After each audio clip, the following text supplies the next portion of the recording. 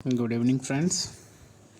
आइए हम लोग देखते हैं आज परसेंटेज, एक नया चैप्टर है और उसके बारे में इसके पहले भी आप लोग पढ़ चुके हैं। लेकिन सबसे बड़ी दिक्कत ये आती है कि लोगों को परसेंट का मतलब समझने में प्रॉब्लम है और इस पे बहुत सी गलतियां हमने होते हुए देखी हैं और हायर क्लासेज में भी होते हुए देखी हैं। तो इसलिए हम क्लियर करना चाहेंगे कि इसकी मीनिंग क्या है।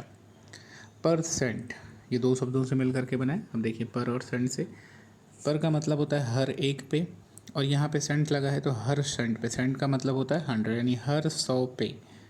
इसका क्या मतलब हुआ? हर 100 पे। तो अब इसके लिए देखिए क्या लिखा है, what is the value in 100, या दूसरी तरीके से इसको आप क्या कह सकते हैं कि 100 में कितनी वैल्यू है, या व्हाट पार्ट ऑफ 100, या व्हाट पार्ट इन 100, 100 में कितना हिस्सा। ठीक है, आइए इस चीज़ को देख सकते हैं। That is if we say that p percent of x, अगर हमने क्या कहा p परसेंट ऑफ x, इसका क्या मतलब होता है, इसको मैं समझाने की यहाँ कोशिश कर रहा हूँ।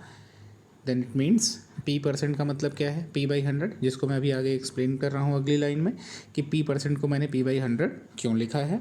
फिर एक चीज़ जानिए, ऑफ, अगर OF ऑफ कहीं भी आया है मैथ्स में तो इसका मतलब होता है मल्टीप्लिकेशन, इसलिए p/100 इंटू लगा, और x है तो x अपनी जगह पे आ गया, यानी p परसेंट ऑफ x का मतलब क्या होगा, p/100 into x।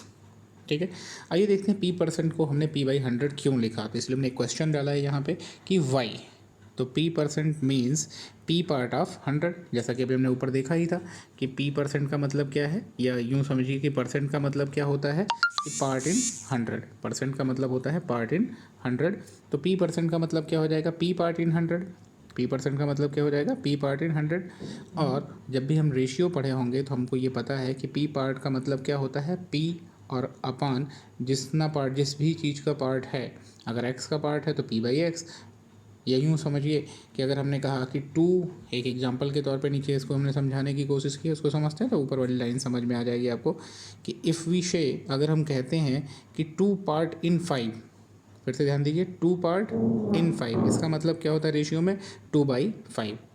Then it means 2/5। 2 part in 5 का मतलब क्या है, 2/5 एग्जैक्टली। अगर आपको ये समझ में आ रहा है तो p परसेंट का मतलब क्या है, p पार्ट इन 100। ऊपर की लाइन में देखिए अगर, तो y के सामने ये लिखा है p परसेंट मीन्स क्या है, p पार्ट इन 100।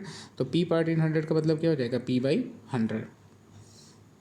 फिर से ध्यान दीजिए, 2 पार्ट इन 5 का मतलब रेशियो में कैसे लिखा जाता है, 2/5। तो p पार्ट इन 100 कैसा लिखा जाएगा, p/100।